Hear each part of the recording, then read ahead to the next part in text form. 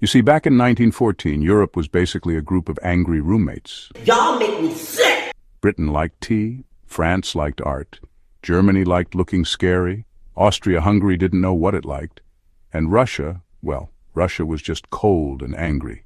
Everyone had weapons, everyone had alliances, and everyone had a serious case of, I dare you to touch me. So there's this guy, Archduke Franz Ferdinand, not the band, the real one. He was heir to the Austro-Hungarian Empire. He decides to go visit Bosnia.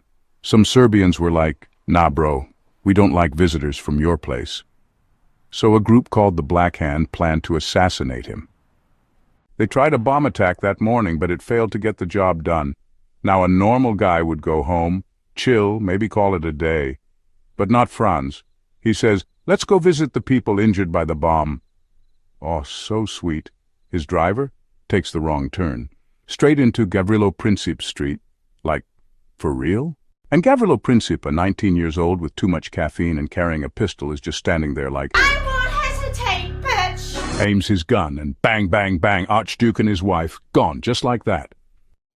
Austria-Hungary was like, yo, Serbia, that guy was yours. We want revenge. Serbia was like, chill. We had nothing to do with it. Austria was like, I don't give a fuck what you think, bitch! Shut your goddamn ass up! And Serbia calls in his big brother, Russia. And Russia says to Austria, if you slap Serbia, I'll slap you. And Austria was in an alliance called the Dual Alliance, so he calls in his big gang member, Germany. And Germany says to Russia, hey, Russia, Austria's our guy. If you slap Austria, I'll mess you up. And France was like, I don't like Germany. They suck. Britain didn't join the party at first. They were just quietly sipping tea until Germany invades Belgium. Then, suddenly, the 1839 Treaty of London was activated. All right, now it's personal. Guess I'll bring my navy to kick Germany's ass. Before you know it, World War. Like a WhatsApp group chat gone completely wrong. Soldiers on both sides thought it would be over by Christmas. Ha ha ha ha. Spoiler alert. It lasted 4 years. Welcome to the trenches. 80% mud, 10% rats, 10% wondering why you signed up. Every day the plan was, let's go over the top, which meant climb out of the trench and hope bullets don't find you. World War I introduced cool new toys. Machine guns, tanks, airplanes. Yay, that's all, right? Nope. It also introduced chemical weapons. Basically, real-life horror unlocked. Planes dropped bombs, horses got jealous of tanks, and everyone's boots were always soggy. America was like, this is none of my business, but let me just keep accumulating more weapons just in case. Then Germany was like, America is having too much peace, let's poke the bear. They sent a secret message to Mexico saying, help us fight the U.S. Britain intercepted it and spilled the tea in public. Got him! Got him! America, ow, you want a piece of me now? They joined the war like The Rock entering a WWE match, late, dramatic, but very brutal and effective. And after 4 years, millions of lives and 0 winners, everyone was like, let's just stop this fight. They signed a peace deal on November 11th, 1918. They called it the Treaty of Versailles. Germany got blamed for everything. That made them mad. Which is how we ended up with World War II. But that's another therapy session. The Treaty of Versailles was signed in 1919, imposing heavy reparations on Germany. This treaty aimed to ensure that Germany would never again be a military threat, but it also placed a heavy burden on the German economy. The terms were harsh, demanding significant territorial concessions and financial reparations. This treaty sowed the seeds of resentment that would later fuel World War II's story for another day. The economic hardship and national humiliation experienced by Germany created a fertile ground for extremist ideologies to take root. Protests and civil unrest became common as the German population struggled to cope with the new reality.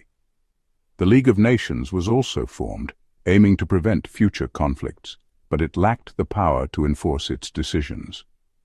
Despite its noble intentions, the League was often ineffective, as it relied on the cooperation of its member states, many of whom were more focused on their own national interests. While the world hoped for lasting peace, the harsh terms of the treaty and the economic devastation left behind created a breeding ground for future turmoil.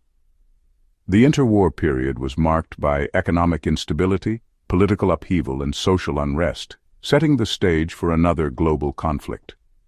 The political landscape of Europe was forever changed, and the echoes of this conflict would be felt for decades to come. New nations were born, old empires crumbled, and the balance of power shifted dramatically. The rebuilding process was slow and arduous, with many countries struggling to recover from the immense destruction. Let's not forget how this war shaped the technological advancement of the world. These advancements during World War I were both a blessing and a curse. This period marked a significant turning point in the history of warfare, as nations harnessed the power of technology to gain an edge on the battlefield.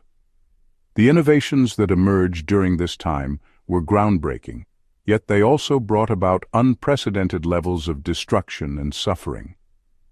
While they led to significant progress in medicine and industry, they also introduced new ways to inflict harm. Medical advancements, such as the development of antiseptics and improved surgical techniques, saved countless lives. On the industrial front, mass production techniques were refined, leading to more efficient manufacturing processes. However, these same advancements also meant that weapons could be produced on a scale never seen before. The war saw the first use of tanks, airplanes, and chemical weapons, changing the face of warfare forever.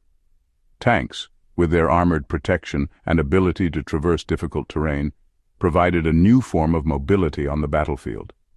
Airplanes, initially used for reconnaissance, soon became tools of aerial combat and strategic bombing, adding a new dimension to warfare.